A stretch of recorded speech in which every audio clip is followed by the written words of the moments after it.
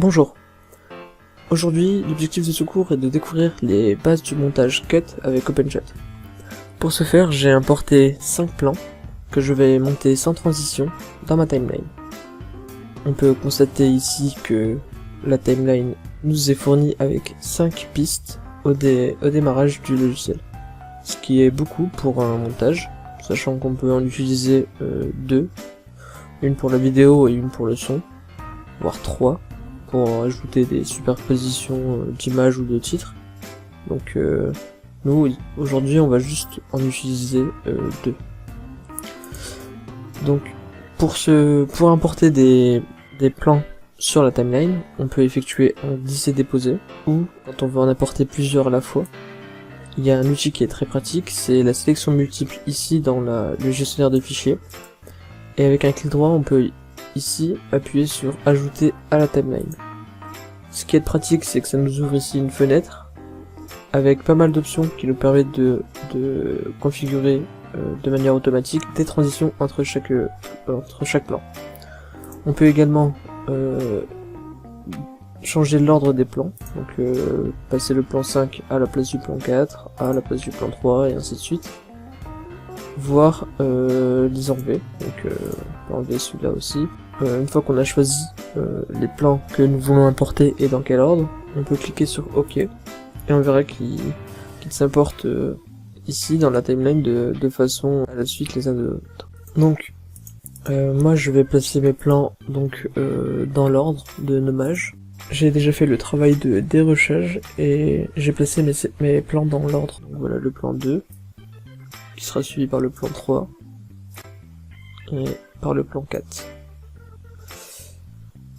On peut dézoomer ici la fenêtre de la timeline avec les boutons ici plus et moins, ou avec le raccourci CTRL et molette. Donc ça peut être pratique.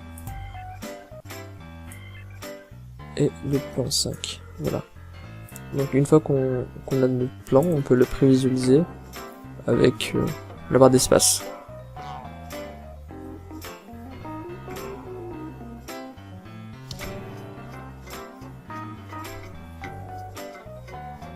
Voilà.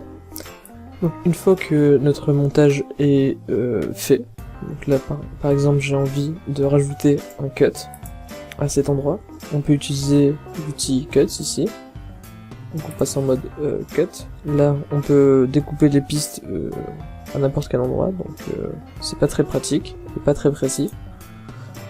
Si on veut avoir un découpage beaucoup plus précis, il existe une option qui est assez méconnue dans OpenChat. C'est le cut à l'aide du curseur.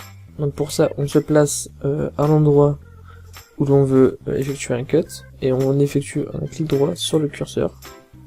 Ici on a un panneau tout découpé qui apparaît, et qui nous propose l'option conserver les deux côtés, conserver le côté gauche, ou conserver le côté droit.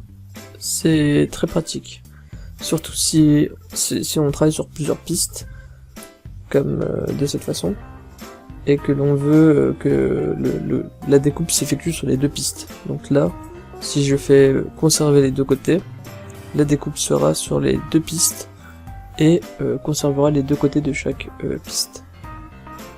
Voilà. Donc ensuite, je peux monter à loisir ma séquence.